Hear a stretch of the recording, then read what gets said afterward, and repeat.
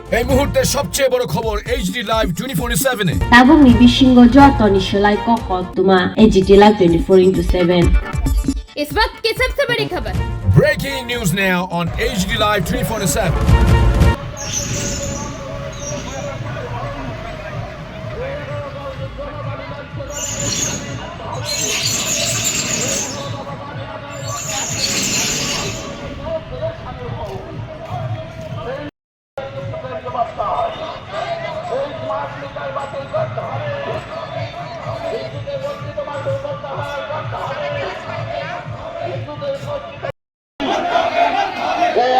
দাবি আদায় লোকে আজকের এই জেলগুলো আন্দোলনের দলে সামিল করুন। বিদ্যুতের বর্ধিত মাসুল প্রত্যাহার করতে হবে, স্মার্ট মিটার বাতিল করতে হবে, 11 বছরের প্রদান করতে হবে, এমজি রামজি প্রকল্প বাতিল করতে হবে, নতুন সমাগম বাতিল করতে হবে, এই গণতন্ত্র দাবি ন্যায্য দাবি এই দাবি মানতে হবে।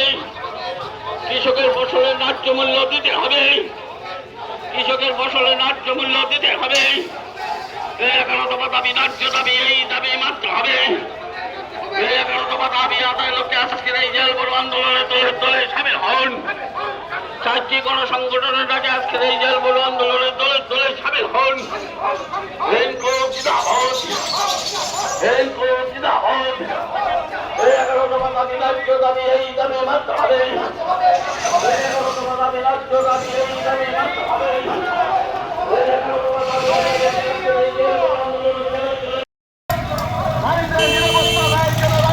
মুখ্যমন্ত্রী জবাব চায়, পেট্রোল ডিজেল রান্নার গ্যাসের মূল্য বৃদ্ধি করতে হবে, পেট্রোল ডিজেল রান্নার গ্যাসের মূল্য বৃদ্ধি করতে হবে, বিদ্যুতের বর্ধিত মাসুল প্রত্যাহার, বিদ্যুতের বর্ধিত মাসুল প্রত্যাহার করতে হবে, বিদ্যুৎ বেসরকারীকরণ করা চলবে না। শ্রমজীবী মানুষের স্বার্থে আমাদের আন্দোলন চলছে, শ্রমজীবী মানুষের স্বার্থে আমাদের আন্দোলন চলছে। জায়গার ন্যূনতম মজুরি 600 টাকা করতে হবে, জায়গার কাজ বছরে কম করে 200 দিনের ব্যবস্থা করতে হবে, শ্রমিক স্বার্থ বিরোধী 4টি শ্রম কোড বাতিল করতে হবে, শ্রমিক স্বার্থ বিরোধী জায়গার মজুরি শ্রম দিবস বৃদ্ধি করতে হবে, প্রকল্পে কাজ এবং শ্রম দিবস বৃদ্ধি করতে হবে। 11 দফা দাবি আদায়ের লক্ষ্যে দেশব্যাপী আমাদের জেল ভরা আন্দোলন চলছে, 11 দফা দাবি আদায়ের লক্ষ্যে আমাদের জেল ভরা আন্দোলন চলছে। এই জেল ভরা আন্দোলনে দলে সামিল হন, 11 দফা দাবিতে আজকের জেল ভরা আন্দোলনে দলে সামিল হন। আমাদের দাবি ন্যায্য দাবি এই দাবি মানতে হবে, আমাদের দাবি ন্যায্য দাবি এই দাবি মানতে হবে। ইনকিলাব জিন্দাবাদ, ইনকিলাব জিন্দাবাদ।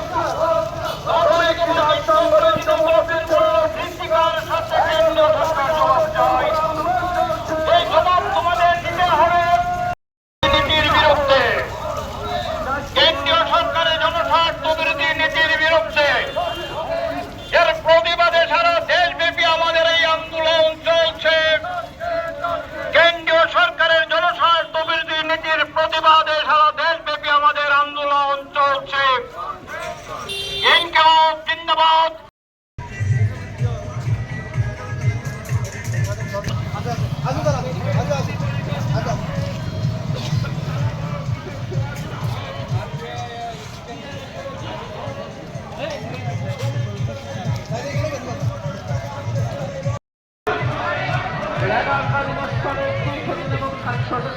প্রদান করতে হবে।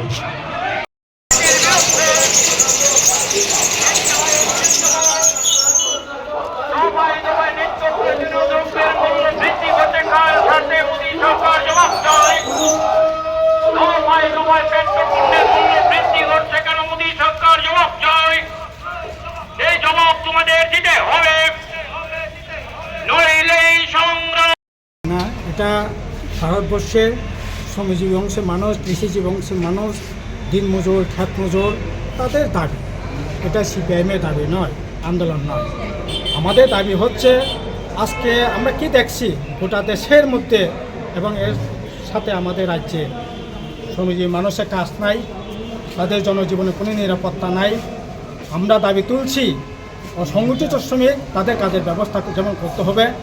তারা কাজ করতে করতে রিক্সা চালাতে চালাতে বৃদ্ধ হয়ে গেলে তারা খাবেটা কী করে? তার জন্য মাসিক অন্তত পক্ষে মিনিমাম 10,000 টাকা যাতে পেনশনের ব্যবস্থা করা হয়। আমরা দেখছি 2004 থেকে এই দেশের মধ্যে শিক্ষক, কর্মচারী, police, TSR, CRP, BSF, Assam rifle সমস্ত কর্মচারী অংশের মানুষ তাদের পেনশনের ব্যবস্থা ছিল।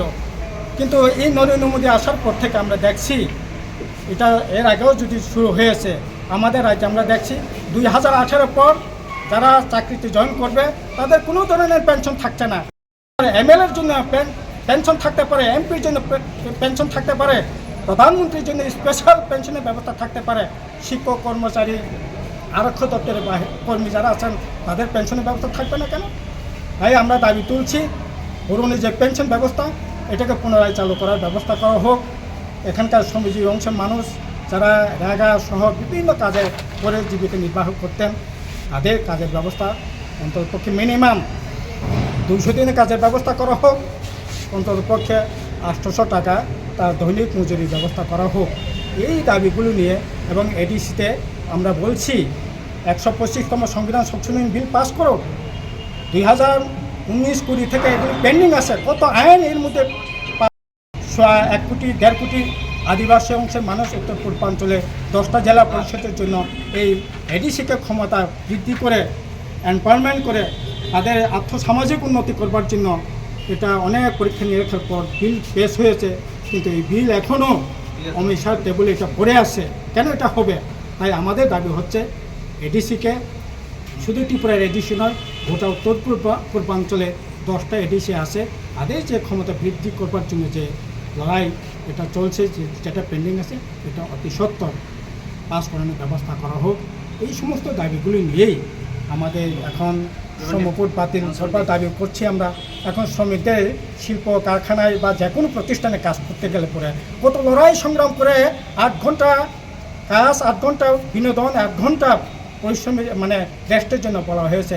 কিন্তু এখন শ্রমকোট করে আপনার সমস্ত কিছুতেই 12 ঘন্টা 14 ঘন্টা সেখানে কাজ করতে হবে। একেবারে শ্রমজীবী মানুষের রক্ত নিংড়ে সেখানে শোষণ করে তাদেরকে একেবারে নিঃস্ব করে ফেলছে। কাজে এই দানবীয় আইন আমরা বলছি বাতিল করতে হবে। এগুলি নিয়ে আমাদের আজকে জেলভর আন্দোলন। আমরা আমবাসা বাজার থেকে রেল স্টেশনে যাওয়ার কথা ছিল, পুলিশ আমাদের মাঝখানে রাস্তা আটকিয়েছে।